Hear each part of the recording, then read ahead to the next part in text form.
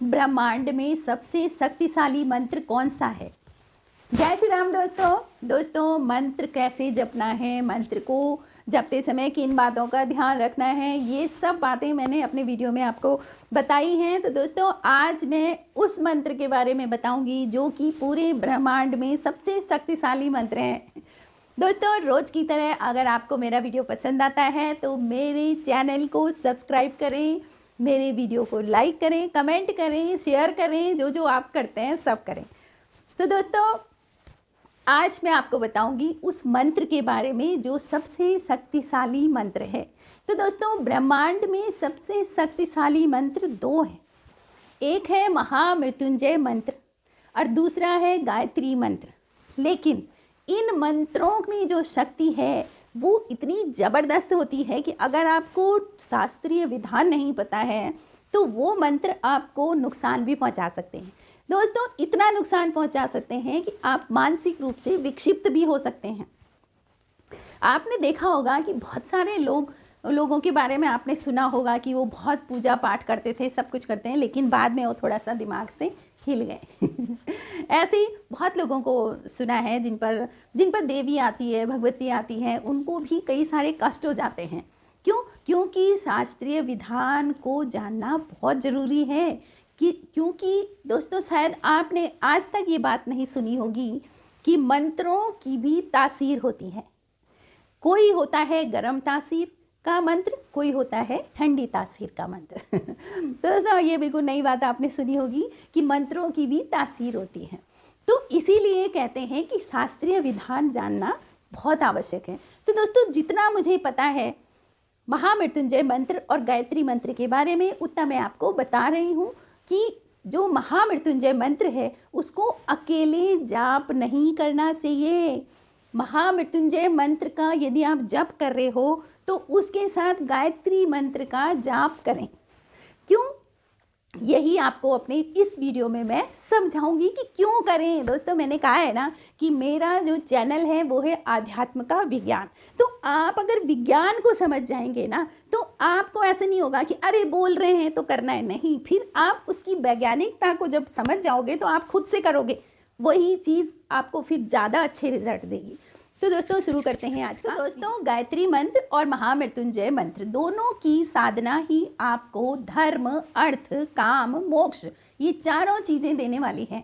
लेकिन अगर आप इन दोनों को साथ में करते हो तो समझ लीजिए आपकी सोने पे सुहागा है। दोस्तों, अब पहले जानते हैं महामृत्युंजय मंत्र को। महामृत्युंजय मंत्र की जो ऊर्जा है वो बहुत उष्ण है, गर्म है एकदम। अगर उसका आप बहुत ज़्यादा जाप करोगे तो आपके शरीर के भीतर इतनी ऊर्जा उत्पन्न हो जाएगी कि कई बार आपका मस्तिष्क उस ऊर्जा को नहीं स्वीकार पाता है, नहीं सहन कर पाता है, और फिर दिमाग से आदमी कुछ हो जाता है। इसीलिए महामृत्युंजय मंत्र को अगर जप करना है तो फिर उसके कुछ विधान हैं। महामृत्युंजय मंत्र में 33 अक्षर हैं। महामृत्युंजय मंत्र में कितने अक्षर हैं? 33। और 33 ही हमारी जो रीढ़ की हड्डी है उसमें 33 कशेरुकाएँ हैं। हमने सुना होगा कि 33 कोटि देवता होते हैं, लेकिन वो 33 कोटि देवता 33 प्रकार के देवता हैं। वो 33 प्रकार की देवता आपकी रीढ़ की हड्डी में उपस्थित हैं। आपकी हर कशेरुका में एक देवता है। आप ये मानिए आपकी रीढ़ की हड्डी कितनी महत्वपूर्ण है कि आपकी हर कशेरुका में एक देवता है। एक भी रीढ़ की हड्डी में से, उस 33 में से एक भी हड्डी आप निकाल देंगे तो आप चलने फिरने लायक नहीं रहेंगे, फिर आपको बहुत मुश्किल हो जाएगा। वो 33 देवता आपको सीधा खड़ा रख रहे हैं, आप ये मान लो, ठीक है। तो महामृत्युंजय मंत्र में 33 अक्षर हैं। हर अक्षर हर देवता को इंगित करता है। और जब आप महामृत्युंजय मंत्र का जाप कंटिन्यूअस करते हैं तो वो 33 कोटि देवता, 33 प्रकार के देवता जो आपकी रीढ़ की हड्डी में हैं, वो जागृत होते हैं। जब वो जागृत होते हैं तो उनसे एनर्जी, आपको पता है ना, जब कोई जागृत होता है तो उसमें वाइब्रेशन होता है, उसमें एक्टिविटी होती है, उससे एनर्जी उत्पन्न होती है। तो फिर उन हर कशेरुका में एनर्जी उत्पन्न होती है और एनर्जी का रास्ता नीचे से ऊपर की तरफ है। आप ये मत सोचो कि ऊपर से नीचे आएगी एनर्जी तो वो एनर्जी आपको गर्त में ले जाएगी। लेकिन देवताओं की जागरण से जो एनर्जी उत्पन्न होती है वो नीचे से ऊपर की तरफ है और फिर पहुंचती हो आपके मस्तिष्क में। अगर एनर्जी बहुत ज़्यादा है तो मस्तिष्क असंतुलित भी हो सकता है। अब इस तरह से आपने कभी नहीं सोचा होगा, तो ये मैं आपको बता रही हूँ कि महामृत्युंजय मंत्र के अकेले जाप से फायदे तो हैं, बहुत ज़्यादा फायदे हैं, लेकिन अकेले अगर आप इसका जाप करेंगे तो इसके जाप से जो ऊर्जा उत्पन्न होगी वो ऊर्जा आपको मानसिक रूप से विक्षिप्त भी कर सकती है, क्योंकि वो इतनी तीव्र ऊर्जा होती है, क्योंकि ये मंत्र उष्ण है, गर्म है। तो महामृत्युंजय मंत्र का जो आधार है वो है भगवान शिव। 33 प्रकार के देवता ही महामृत्युंजय मंत्र का आधार है और वो 33 प्रकार के देवता हैं शिव भगवान। तो महामृत्युंजय मंत्र के जो देवता हो गए वो हो गए शिव। ठीक है, इतना आपको पता लग गया। महामृत्युंजय मंत्र आपकी समझ में आ गया होगा कि महामृत्युंजय मंत्र का जप करेंगे तो हमारे क्या क्या होगा, 33 कोटि देवताओं का जागरण होगा। दोस्तों अब जानते हैं गायत्री मंत्र। गायत्री मंत्र हर ही सनातनी को गायत्री मंत्र आता होगा और जिसको नहीं आता होगा उसको सीखना चाहिए गायत्री मंत्र। दोस्तों गायत्री मंत्र में होते हैं 24 अक्षर, गिन लेना आप। गायत्री मंत्र में होते हैं 24 अक्षर। इसके देवता परम ब्रह्म हैं, स्वयं भगवान विष्णु हैं, आप समझ लो। गायत्री मंत्र के जो देवता हैं वो भगवान विष्णु हैं। इन मंत्रों की प्रत्येक अक्षर के अंदर भगवान के 24 अवतारों की शक्ति शामिल है। आप ये लगा लो कि गायत्री मंत्र में 24 अक्षर है, हर अक्षर के अंदर भगवान विष्णु का एक अवतार है। तो 24 अवतारों की शक्ति इस मंत्र में शामिल है। आप बहुत अच्छी तरह से समझ गए होंगे और मैं चाह रही हूँ कि आपको कैसे समझाऊँ। गायत्री मंत्र में 24 अक्षर हैं और हर अक्षर में विष्णु भगवान के एक अवतार, एक अक्षर में एक अवतार, 24 अवतारों की शक्ति शामिल है। इस मंत्र की जो तासीर है वो ठंडी है, उष्ण नहीं है, गर्म नहीं है। अब खाने में भी हम देखते हैं ना कि एक चीज़ हम ठंडी खा रहे हैं, हम राजमा की दाल खाते हैं तो उसमें हम क्या डालते हैं, गरम मसाला। क्यों? उसकी तासीर, राजमा की दाल की तासीर ठंडी है तो उसमें गरम मिला दो, दोनों की तासीर बराबर हो जाएगी, जिसको हम पचा पाएंगे। तो ऐसे ही मंत्र को भी पचाना पड़ता है और मंत्र की तासीर बराबर बनाने के लिए गायत्री मंत्र को इस महामृत्युंजय मंत्र के साथ जाप करना चाहिए। अगर आपने गायत्री मंत्र जप रहे हैं, आप कुछ माला, अगर आप कुछ माला आपने महामृत्युंजय मंत्र की जपी है तो उसमें कम से कम कुछ माला गायत्री मंत्र की भी जपें, ताकि आपका मानसिक संतुलन ठीक रहे और वो ऊर्जा आप एब्जॉर्ब कर सकें। ऊर्जा को एब्जॉर्ब तो शरीर करेगा ना। शरीर की क्षमता आपने सुना होगा ना, सनातन में कहते हैं कि पात्रता बढ़ाओ, पात्रता है ना, क्षमता बढ़ाओ। अब क्षमता जो होनी चाहिए ना उसको स्वीकारने की, तो यही है कि दोनों की तासीरों को बैलेंस करना होता है।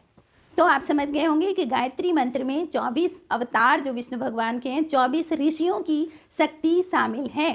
अब महामृत्युंजय मंत्र में जो आप शब्द बोलते हैं, उच्चारण की शुद्धता बहुत ज़रूरी है। आपने अगर उच्चारण में आपने कुछ गड़बड़ कर दिया ना तो आपको रिजल्ट का भी कुछ गड़बड़ मिल सकता है।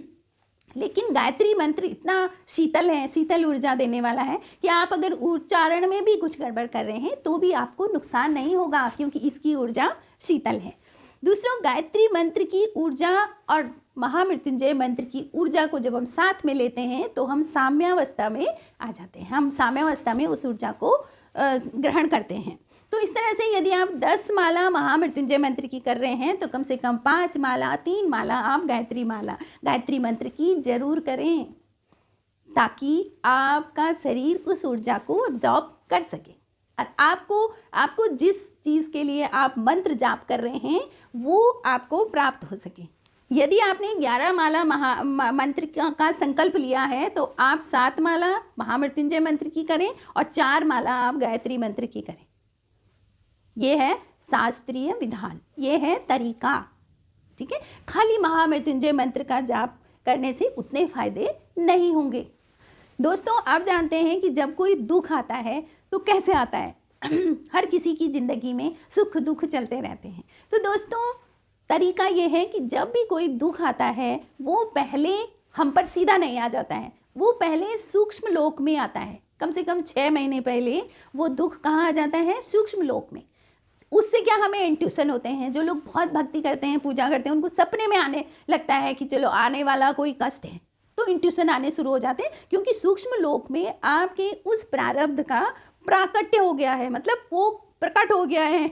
अब वो प्रारब्ध में किया हुआ कर्मा आपको दुख देने के लिए पहुंचने वाला है। लेकिन अगर 6 महीने पहले ही आपने गायत्री मंत्र और महामृत्युंजय मंत्र का जप प्रारंभ कर दिया, सोच लो कितनी बड़ी शक्ति है। 6 महीने पहले से ही आपने इसका जप शुरू कर दिया, इसका संकल्प शुरू कर दिया, तो आपके जो प्रारब्ध भोग आपके पास आने वाले थे वो सूक्ष्म लोक में ही समाप्त हो जाते हैं, यानी कि यहाँ तक नहीं पहुँच पाते हैं, क्योंकि आपने क्या शुरू कर दिया? महामृत्युंजय मंत्र।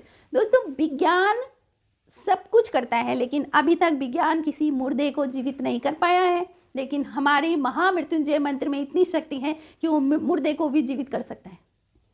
इतनी शक्तिशाली चीज़ है महामृत्युंजय मंत्र, लेकिन इसका तरीका ये है।